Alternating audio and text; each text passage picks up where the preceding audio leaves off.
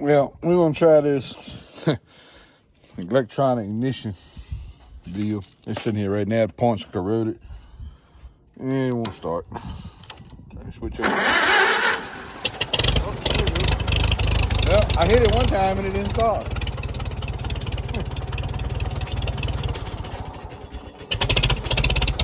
Well, it didn't start when I hit it the first time.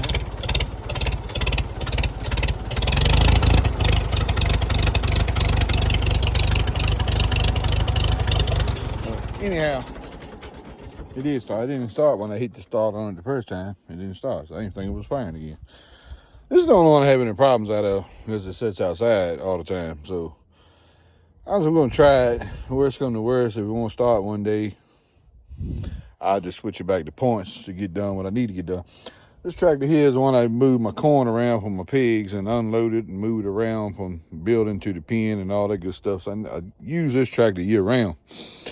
And when it's harshly cold, they don't want to fire either.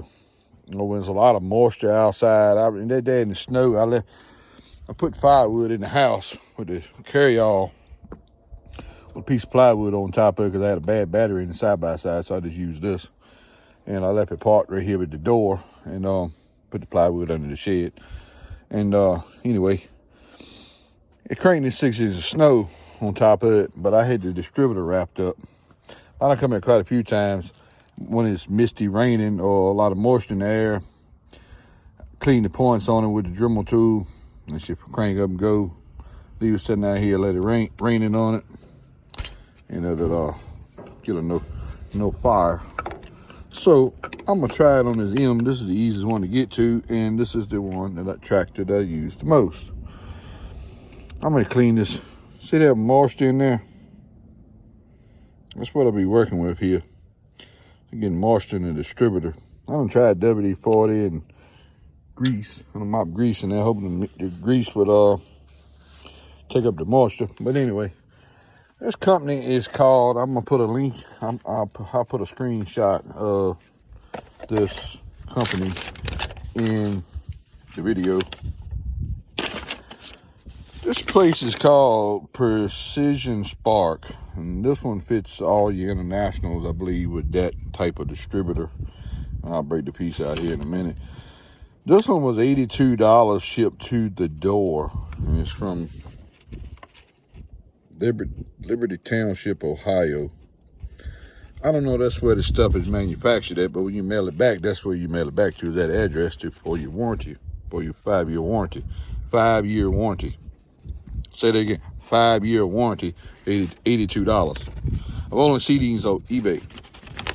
But this one here that I brought is supposed to fit all this. Some more paperwork in there. Supposed to fit this style, any one of the internationals with that style of distributor, the little short distributor, all with that number there. That's not the distributor that was in this tractor. I put this distributor in. This tractor had a AC Delco conversion on it. It's probably original magneto because this is a 50 model. It's probably had a magneto on it, but it had an upright distributor. Had that tall AC Delco big round one in there. And I took that off because it kept shearing the pin in the gear down here. Something was snagging in the distributor shaft. Instead of taking it apart, I just swapped it out and put an original international one on there. But I think the way this works, this is your little gizmos here. That's your little piece. This is what comes in the package. I'm gonna start the video a minute and get everything spread out here. Now, what we're gonna basically do here, we're gonna take all of this out, even this. And your rubber grommet with your 2 wires is going to pop through here, and then the ground, the side of it, is going to the ground on your coil, and then the hot side off of that electronic ignition is going over here. So, and it's got a nice little rubber grommet that comes with it to put the wires in, then we'll reroute them around the back, probably. Anyway, let's get this stripped out. It comes with a little small pack of electric grease. It's not clear in the instructions where you put it at, but from previous mechanical experience, it would go on the bottom of the electrical part. This is kind of how it looks. The wires come out this side, so I rat it around there. Comes with a little zip tie. That may be where that little zip tie goes. I'm digging in instructions a little more. But you push the rubber grommet through here, and that's where you just take your little bolt stud that you have for your points, and the little rubber grommet goes in there. You run your wires through it. This may have been one of my problems with my points. That's what the electric grease is for. Might have been some of my problems. But we're gonna try this one time at least. I don't think I can get a zip tie around that though. If I get a zip tie, it's gonna hit, I believe. This tells this piece that the engine is turning, and needs to turn the fire on, basically, in the simple terms. This is like a camshaft sensor on modern stuff. My Ranger same way. That's the old style camshaft sensor. It'll let the computer it knows to turn the fire on when the engine is turning. That detects that rotating around. All right, I dropped it in. And this is something some people may frown upon, but that's setting up so tall, that won't go on there. So that goes out with the points. So the way I was looking, you set your button up there like that, and then you set your cap back up there. Basically like that. And then you put your cap back on. Like so.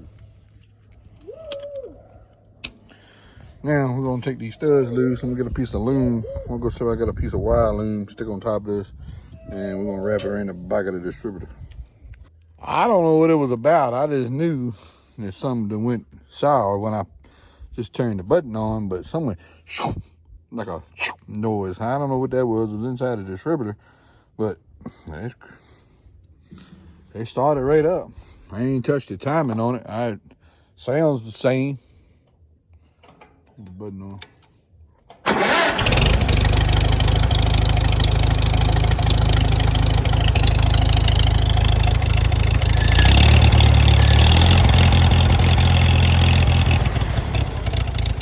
I had to adjust it a little bit.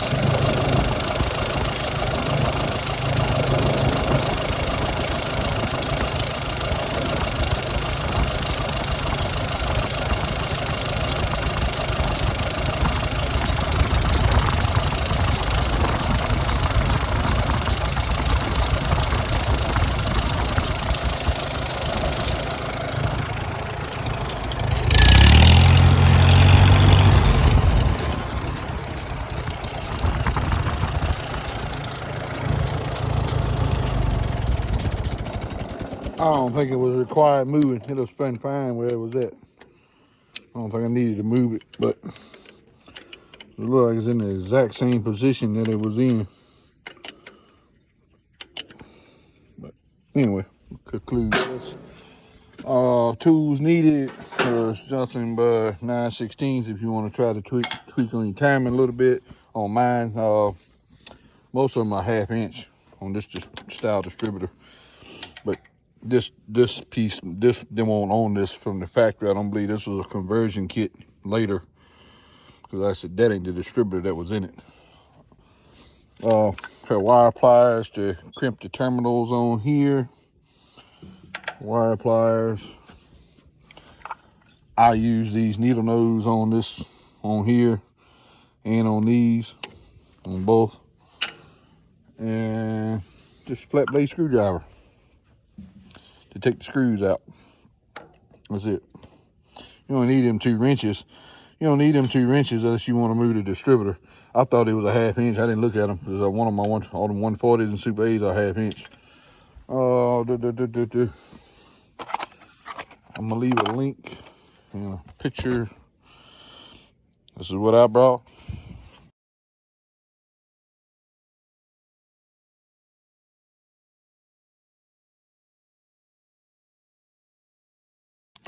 Five-year warranty. Comes with the warranty paper. I'm gonna keep that precision part box on this paper here. So it made a funny noise when the first time I turned the button on, like air releasing. It was a funny, weird noise. Like it's almost like something burnt. It went, yeah. But it's hooked up properly. The black, 2 wires, the red and black. The black is over there on the negative side of the coil, and the positive the red is on the positive side of the coil. So that's right, and that hot wire is going to the switch. And that's right. And the instructions, the instructions is pretty good.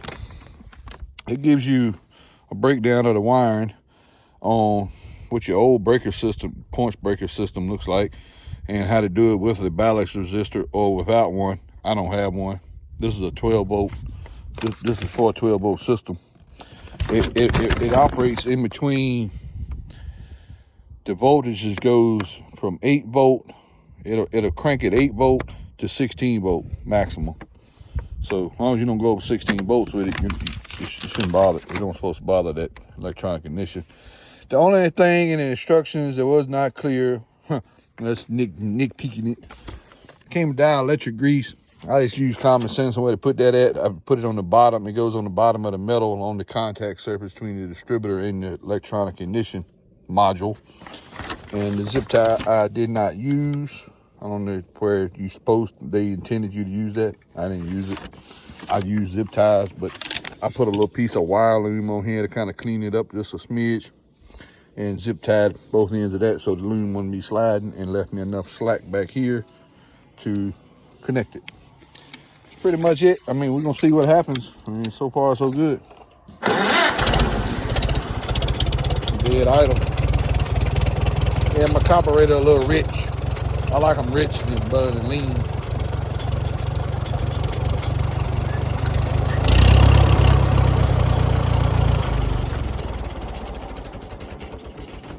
I do know from other people.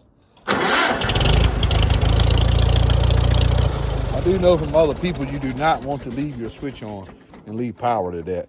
Your battery is easily accessible. Do like I do. I just pop the cable off. Not had to worry about that. Like I said, been using this tractor all year to move my corn and stuff around. So, and in very cold temperatures a lot. And I use it to put the firewood in the house. I own this thing to crank when I needed to. The 140, I never had no problem with it because I never used it during the wintertime when it was excruciating cold, or the Super A, but they always started good with the points, but they always inside of a building also. This one's outside. I don't have nowhere to store this, so it's got to live outside for now. Anyway, thanks for watching. Farmall M, electronic ignition. I got lost of words. Electronic ignition module swap. I'm gonna start doing this in the dark, but I ordered electronic ignition first. That's on here, and it's been working great. Well, after I ordered it, I didn't see a big improvement on how the smoothness or anything on how it's running. I kept hearing about how smooth, a lot smoother it's gonna run. That's why that sounded the same to me. And Blaine Farm said, well, you need to put a hotter coil on there to go with that.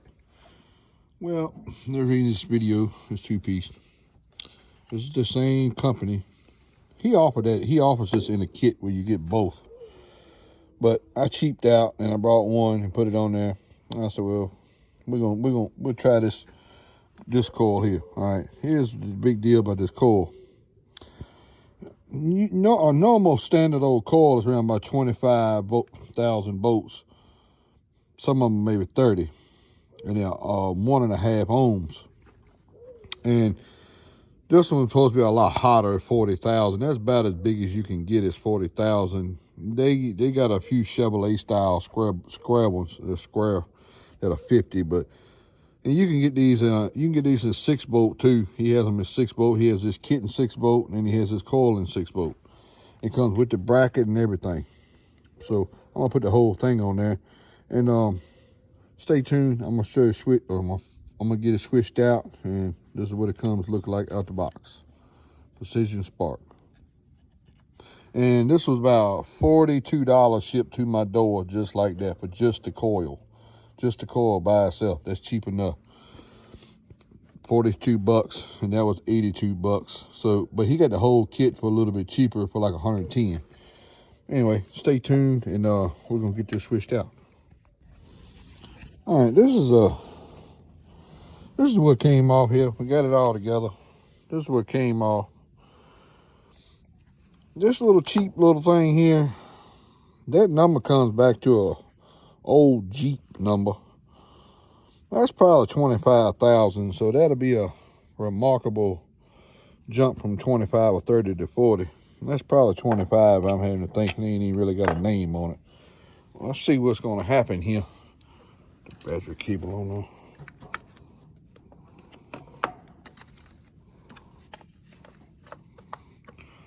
See how she gonna start in the cold. This cold started, ain't been started today.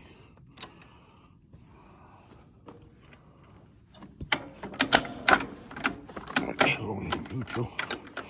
I always like to roll this thing with my hand here, just to make sure. Might give him a little chooky.